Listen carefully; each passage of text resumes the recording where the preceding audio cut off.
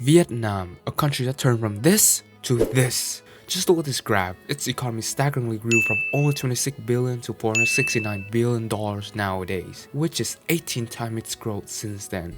It's predicted that by 2045, Vietnam will become a developed country and maybe positioning itself into the Asian Tiger Economies Club. But first, we shall examine history from the subsidy or the Bao Cup period of Vietnam. After the Vietnam War, the country was united under the Red Banner. In 1976, the National Liberation Front mingled with the Democratic Republic of Vietnam, becoming the Socialist Republic of Vietnam we know nowadays. The newly formed government continuously underwent various problems with stagnant economy, yet the difference started to emerge between the North and the South. Traditionally, North Vietnam embraced one-party system and socialism as its political background. However, the South was not yet adapted to the contemporary system.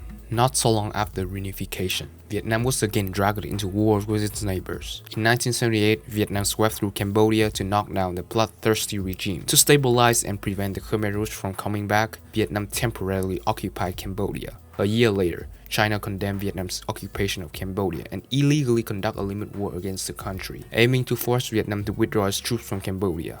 To sustain its independence, for decades, Vietnam focused on military expenses to keep the situations calm in Cambodia as well as the perpetual war with China in 1979. Moreover, after the skirmish with China, Vietnam's economy suffered badly due to the scorched policy by its belligerents. The Bao Cup, or the subsidy period lasting from 1976 to 1986 of Vietnam, was deemed to be one of the darkest eras of its history. The citizens lived in crowded and spaceless tenements. Food was surprisingly scarce and life was harsh for everyone. During this period, Vietnam heavily relied on foreign assistance, precisely the Soviet Union and the Warsaw Pact members. The inexperienced government acquired up to 900,000 tons of wheat from Indonesia, Thailand, and India. The command economy system inhibited the rapid growth inside the country, as enterprises and major business were owned by the state. Due to the low purchasing power and its plans to socialism, the government allocated tickets to citizens for the sake of governing consumer goods. This ensured goods were distributed evenly and equally. For instance, civil servants' ticket could buy 13 kilograms of rice. However, soldier tickets could buy up to 21 kilograms of rice, and the list went on.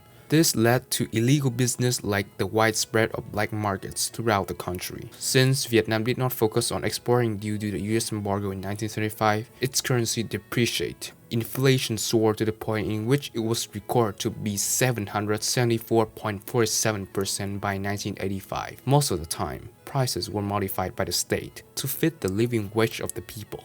From 1976 till 1980, the Communist Party enacted the second 5-year plan to heal the post-war economy. Yet, Vietnam's economy struggled under its problematic policy made by the Politburo. At this time, private business were limited on the soil. As the founding government consisted of one-party system and a command economy, Vietnam's future was in the hands of the plenary sessions held by the Congress or the CPV. The second 5-year plan set goals to improve annual growth rates to an extraordinary number in sectors of economy like industry and agriculture in order to wealthen the national income. The plan primarily aimed to incorporate the dislinked southern economy with its northern one. It sought to lay the foundation of socialism inside the country. During this period, the CPV intended to execute heavy industry models for its agriculture sector into its economy. They believed that this could subsequently fund the industrial growth and certainly bypass the capitalist industrialization stage to prepare for communism. However, its ambitious plans were hindered due to the minimal amount of budget that the government possessed. Fortunately, its communist allies and Western communities pledged roughly 5 to 6 billion US dollars in total, so Vietnam could commence such a plan. Regardless, it was evident that the plans were a big failure after a 4-year process. In 1979, Vietnam's economy remained unchanged since the beginning of the plan.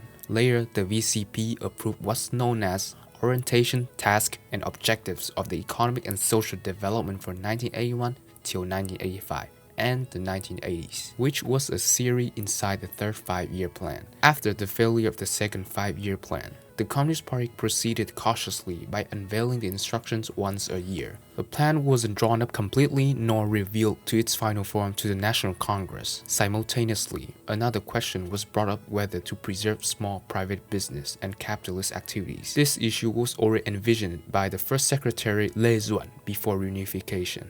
During the 24th Central Committee's conference, Lê Duẩn said, "Before, the North could be immediately collectivized, but right now, the South cannot follow the same model. We ought to have the bourgeoisies. We need to let them grow. The Politburo needs to work on this issue, as it's pivotal during these early stages of development." Finally, the issue was addressed when the party adopted policies that favored such things to bolster the economic growth inside the country. The plan's highest priority was to develop its agriculture by integrating collective and individual sectors to emphasize growth. At the same time, the party wished to employ science and technology to speed up the plan. The plan also provided a contract system, encouraging household peasants to grow the economy. The model was simple. Every household would sign contracts with the collective to own their plots for production on the farm. If the family produced a surplus, they were allowed to sell it to the free market or the state for money. The plan seemed to work well, as the family economy model reportedly supplied 50 to 60% of the peasants' total income and other stuff. The state sanctioned free enterprise, which brought the end to nationalization. Almost all former policies to collectivize and communize the South were reversed. New models were executed in the South, such as the transformation of private business into state-private joint enterprises.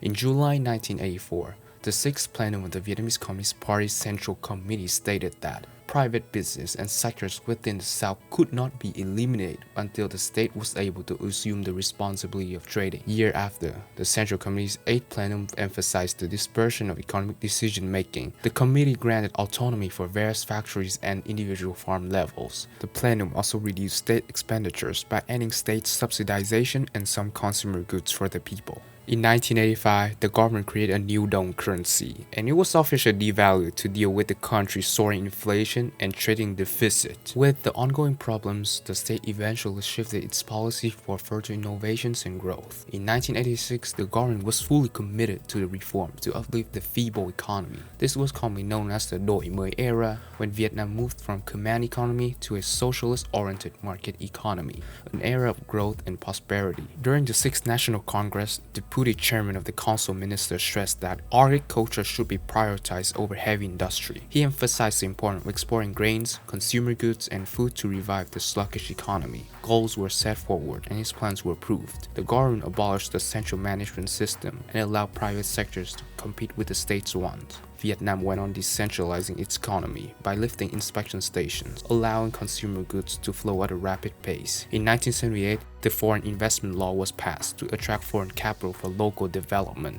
Soon after, private enterprise were even encouraged by the Communist Party of Vietnam in commodity production. Comparing the results between Vietnam in 1986 and nowadays are undeniably impressive.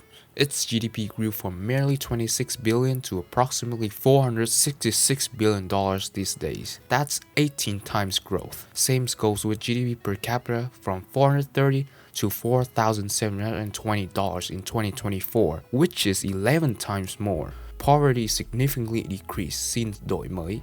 Education, medical, and almost every sector within the economy flourished. Vietnam certainly has the potential to become the next regional power in Asia. A startled growth in only around 40 years, from one of the poorest nations on the planet to a middle-income country. It's arguable that Vietnam has a bright future ahead.